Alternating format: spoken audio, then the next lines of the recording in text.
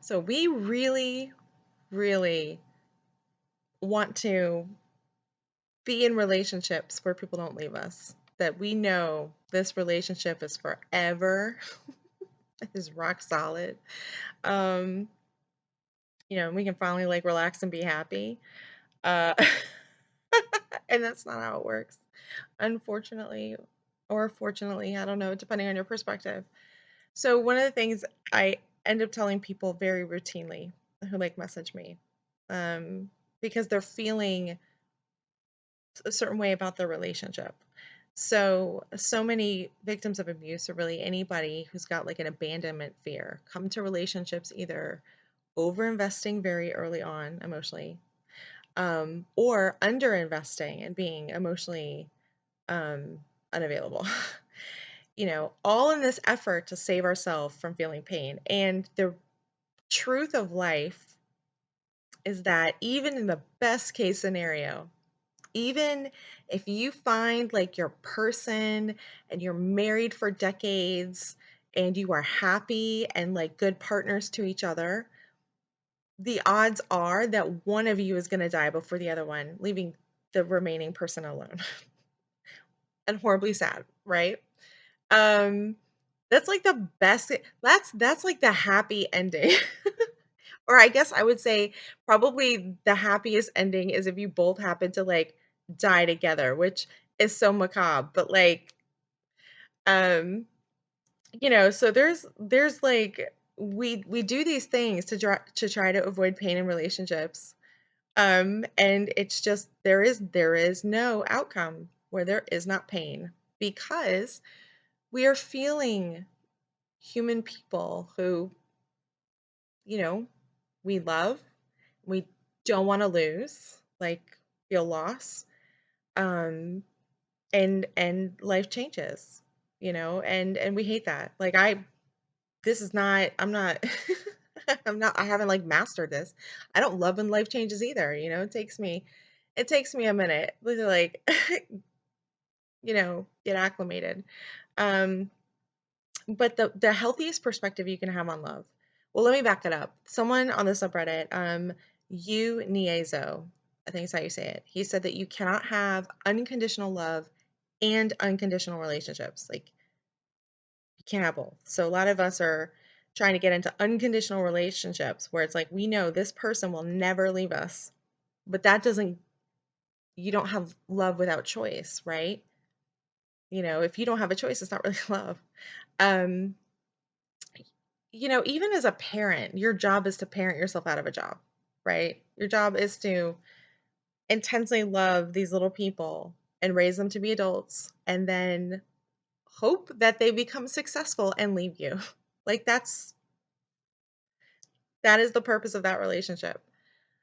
So we can shift to a perspective, which is that we are centered and grounded in ourselves.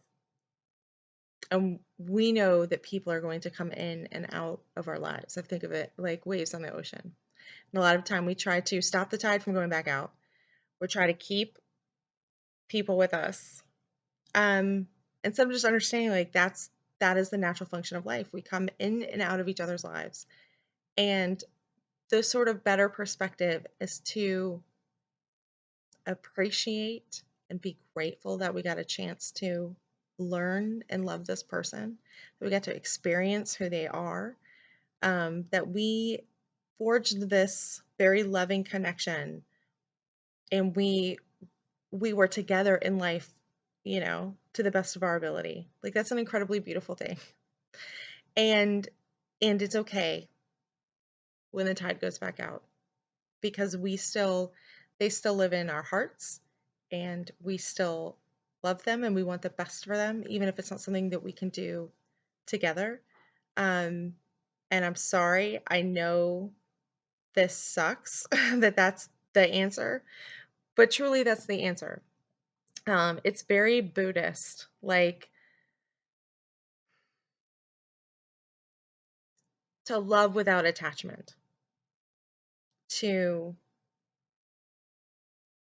just appreciate a person outside of what they are doing for you, to just see them as this jewel in all their facets. Um, and somehow letting go, it means that you're more likely to not keep this person, but to more likely to have them in your life in a way that is joyful and healthy because you're not placing the weight of unreasonable expectation on them. You can't ever leave me. You need to love me forever. What? It's possessive, it's attachment, and it's fear based. When you have relationships from that perspective, it's you're gonna be so all up in your feelings and your fear that we do things like get insecure and be stupid and jealous and controlling behaviors and whatever.